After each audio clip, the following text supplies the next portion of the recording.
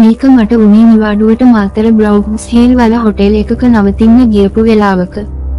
ඒ hotel එක තියෙන්නේ කන්දක් මුදුනේ. වටේටම මුහුද පේනවා. පරණ වලව්වක පෙනුමක් තමයි තියෙන්නේ.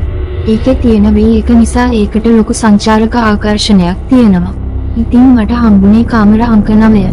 මගේ කාමරේ බැල්කනි එකට ගිහින් එළියට බලද්දි මට හිතුනේ ඒක තමයි මේ හොටෙල් එකේ තියෙන ලස්සනම රූම් එක කියලා. ගමන් මහන්සියක් නිසා මම 6ට විතර පූල් එකට ගිහින් ඉර බහින ඒ ලස්සන දර්ශනයක් බලාගෙන නාලා ඇවිත් කාලා වේලාසනින්ම නිදා ගන්න ඕන කියලා මම නිින්දට වැටුණා. දන්නේම නෑ නිකම්ම නිින්ද ගියා. එකපාරට රෑ 1ට විතර මට හැරුණා. නිදාගන්න හැදුවත් නිින්ද ගියේ නැති නිසා මම බැල්කනිට ගිහින් මුහුදේ සද්දේ අහන් මුහුද හුලං වැඩි වාඩි වෙලා හිටියා. එහෙම ඉන්නකොට මට එකපාරට බාත් รู එක පැත්තෙන් සද්දයක් ආවා. මම බලනකොට මට පේනවා දොර ඉබේ ඇරෙනවා. මගේ හිතට පොඩි අමුත්තක් දැනුනේ බැල්කනියේ දොරත් වහලා තිබුණ නිසා ඒ තරම් හුලඟක් කාමරේට එන්න විදියක් තිබුණේ නැති නිසා මම කෝකටත් තව ටිකක් බලමු කියලා හිතන් එහෙමම හිටියා. ඊට පස්සේ ටික වෙලාවකින් මට ඇහුණා ටැප් එකක් කැරලා වතුර යනවා වගේ.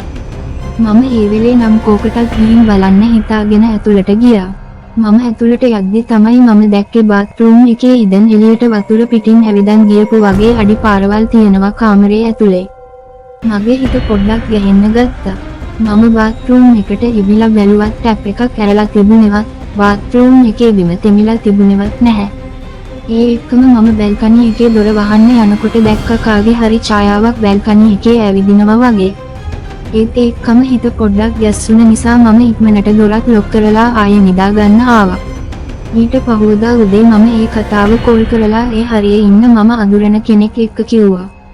ඊට පස්සේ එයා කිව්වා ඒ හොටෙල් එක ඉස්සර සුද්දෙක් ඉඳපු බංගලාවක්. ඒ සුද්දාගේ නෝනා heart attack එකක් හැදිලා බාත් รู එකේ මැරිලා වැටිලා ඉඳලා තියෙනවලු එයාගේ හොල්මන ඔය හොටෙල් එකේ ඉන්නවා කියලා ගමේ ගොඩක් අය කියනවා කියලා. එතකොට තමයි මට තේරුනේ කලින් දවසේ රෑ මම දැකපු මට දැනුණු දේවල් මගේ හිතේ සැකේට උන ඒවා නෙවෙයි කියලා. 2015 වසරේ සිදු වූ සත්‍ය සිදුවීමකි. සබ්ස්ක්‍රයිබ් කරන්න. අඩයාලම